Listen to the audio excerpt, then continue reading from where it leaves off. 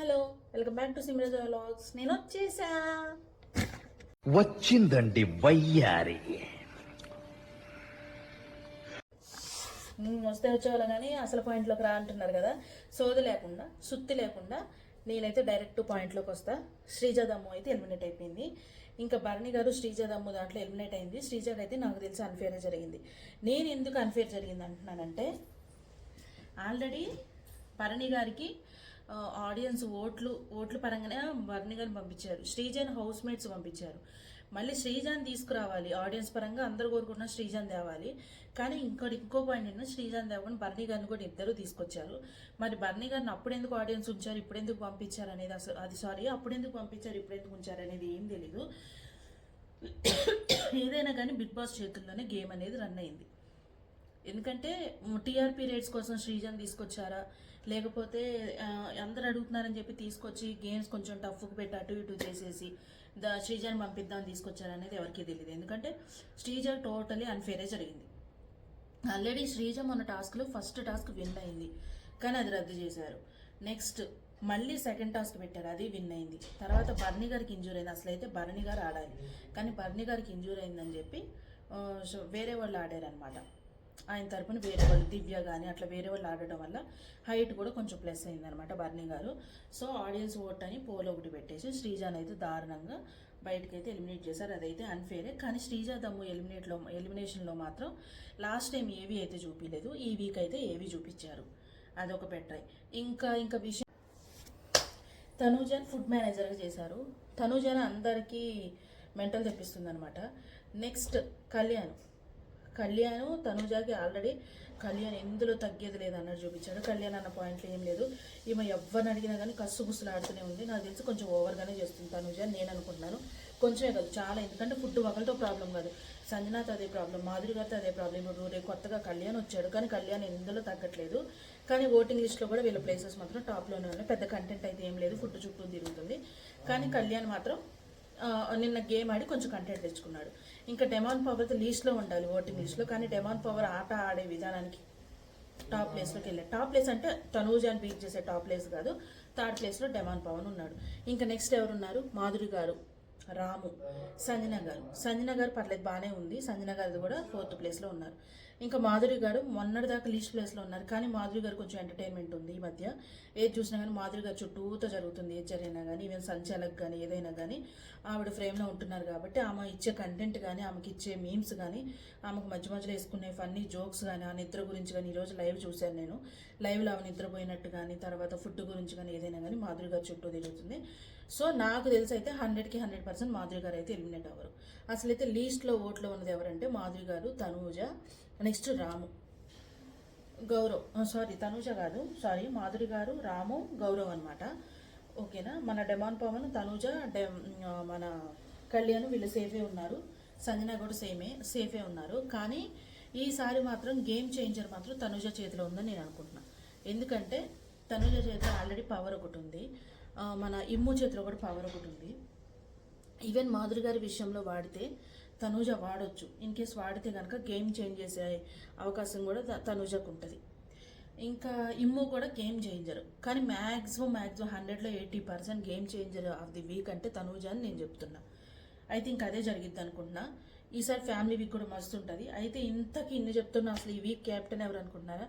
Already big boss captain పెట్టారు, already some games run అయినాయి.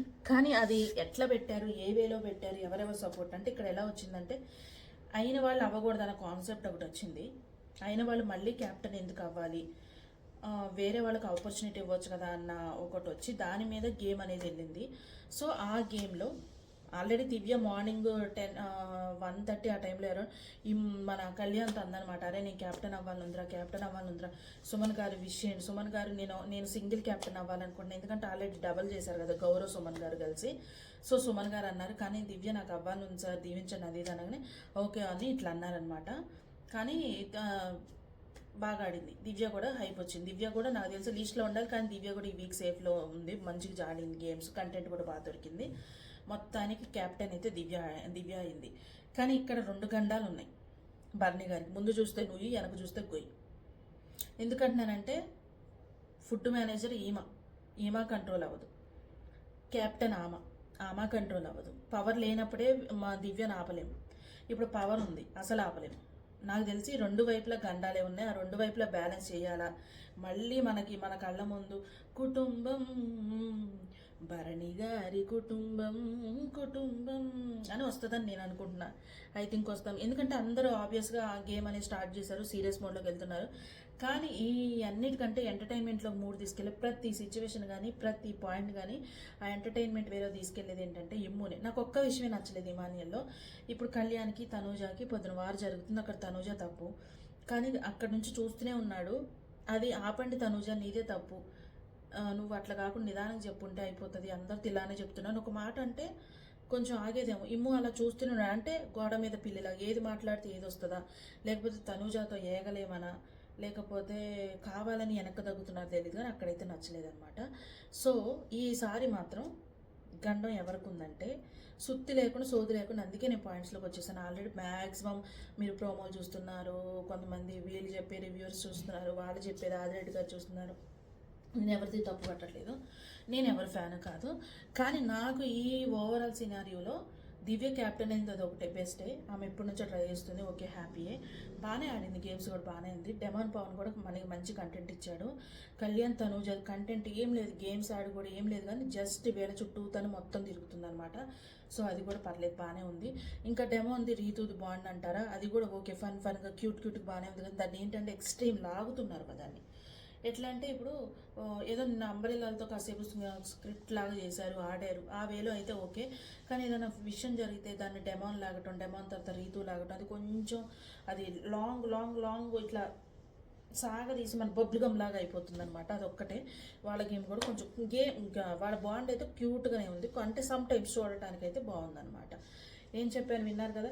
Tanuja safe జోన్లో ఉంది, కళ్యాణ్ టాప్ ప్లేస్లో ఉన్నాడు, తనూజ టాప్ ప్లేస్లో ఉంది. మన డెమాన్ పవన్ లీస్ట్లో ఉండేవాడు, గేమ్ ఆడేసరికి బుస్సుమని ఎన్నెల్ థర్డ్ ప్లేస్లో ఉన్నాడు. నెక్స్ట్ సంజన గారు టాప్ ప్లేస్లో ఉన్నారు, టాప్ అంటే నెంబర్ వైజ్ 4th ప్లేస్లో. నెక్స్ట్ లీస్ట్లో మాధురి గారు, మన గౌరవ్ రాము. మాధురి గారికి ఆ ఛాన్సే లేదు, ఎలిమినేషన్ అయ్యే ఛాన్స్ లేదు.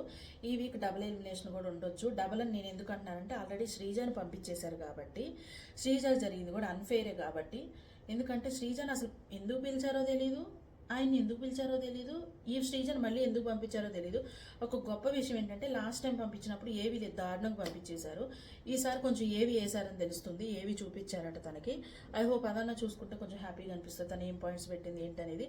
తనైతే ఓకే, ఈసారి కూడా మరీ ప్రొలాంగ్ చేయకుండా ఓకే, బిగ్ బాస్ అన్యాయం జరిగిందన్న ఫ్లోలో వెళ్తున్నాను, కానీ దాని బయటకు వెళ్ళిన తర్వాత కూడా ఫ్రేమ్ తనకు అట్లనే ఉంటుందని నేనైతే అనుకుంటున్నా. బర్నీ గారి గేమ్ ఇక్కడ నుంచి మారుతుందా, లేకపోతే బాండ్స్ ఉంటుందా, లేకపోతే ఫ్యామిలీ వీక్లో ఏం జరుగుతుందని నెక్స్ట్ వీడియోలో చెప్తాను నేను.